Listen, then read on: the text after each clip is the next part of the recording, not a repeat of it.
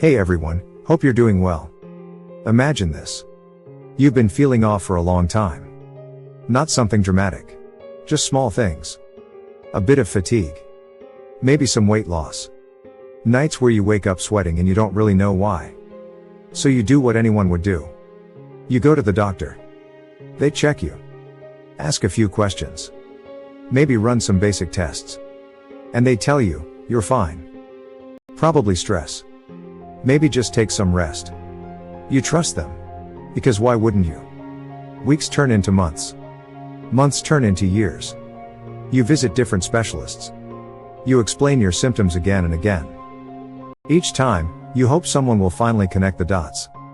But nothing. No clear answer. At some point, you start doubting yourself. Maybe it really is nothing. Maybe I'm overthinking.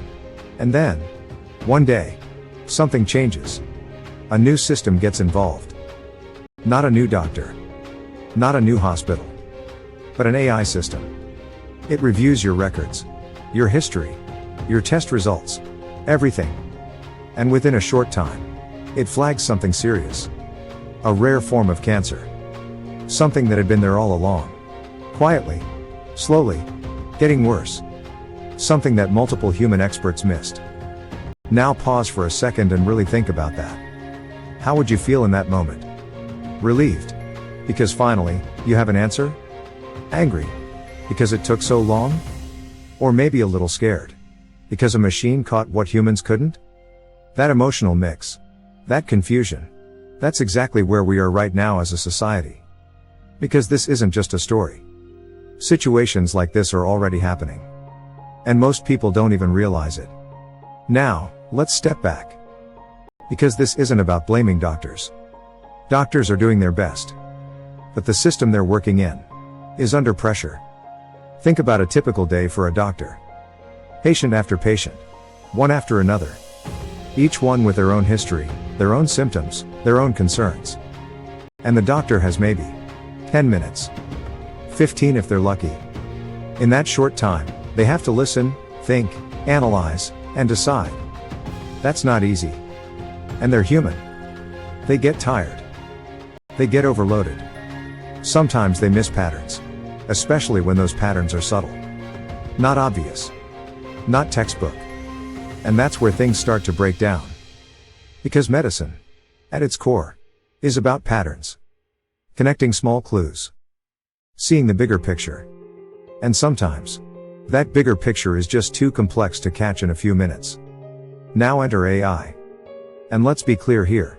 AI is not some magical replacement for doctors. It's not here to take over. It's a tool. But it's a very different kind of tool. Because unlike humans, it doesn't get tired. It doesn't forget details. It doesn't rush because there's another patient waiting outside.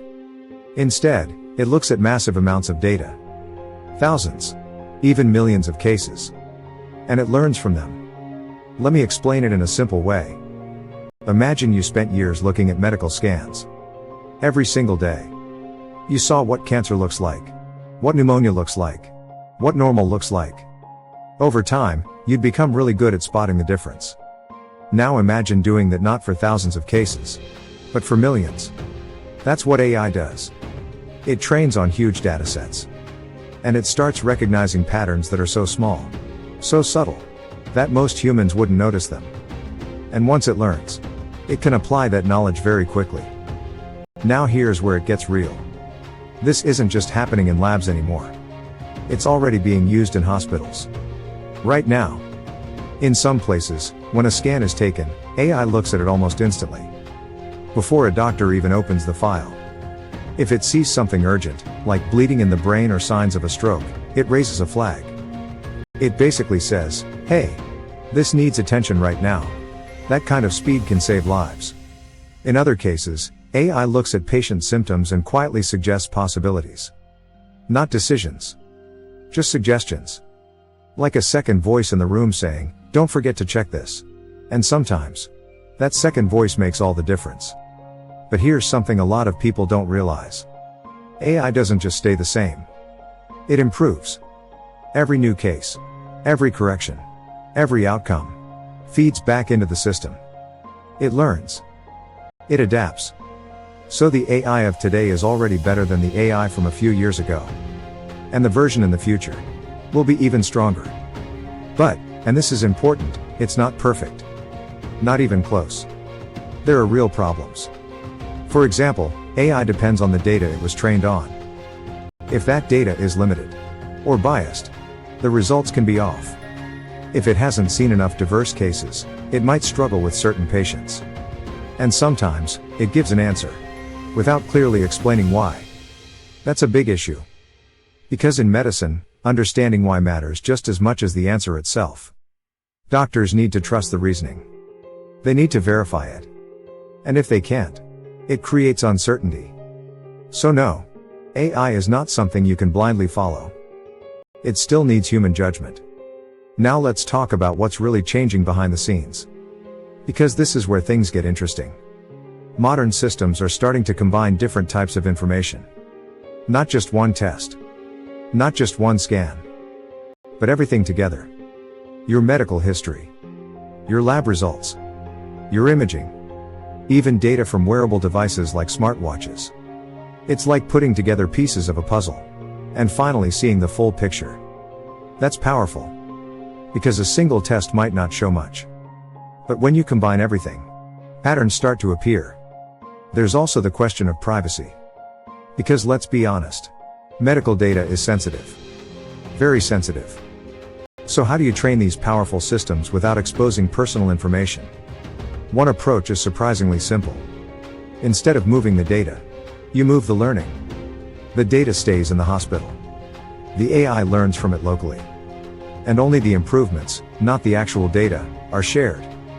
So your personal information stays protected. At least, that's the goal.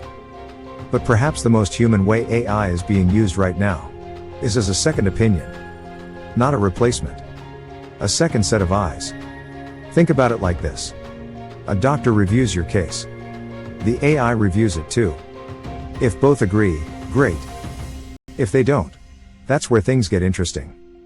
Because now, someone takes a closer look. That extra layer, that double check, can catch things that might otherwise slip through. And it also helps doctors. Because let's be real, the pressure in healthcare is intense. Burnout is a real problem. Having support, even from a machine, can make a difference.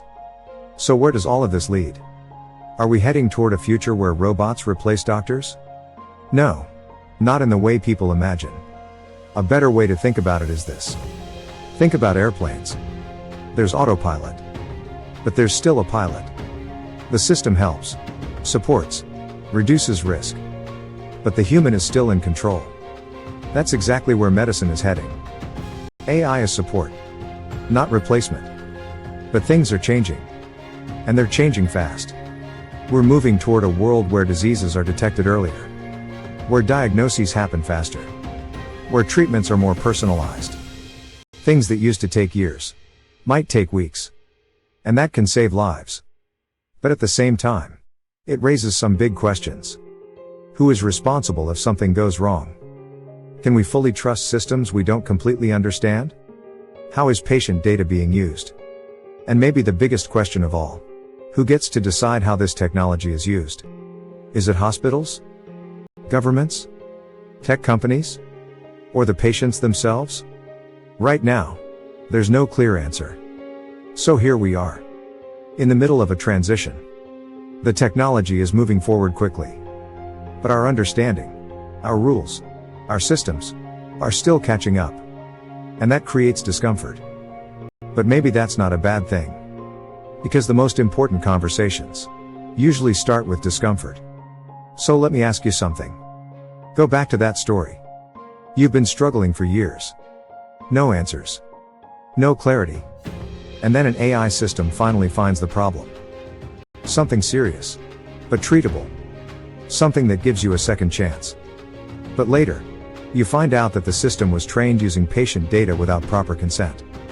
Now what? Do you still trust it? Do you accept the result? Because it helped you? Or do you question the process behind it? Take a moment and really think about that. Because there's no easy answer. And maybe, that's exactly why this matters so much. That's the world we're stepping into. And whether we like it or not, we're all part of this story now.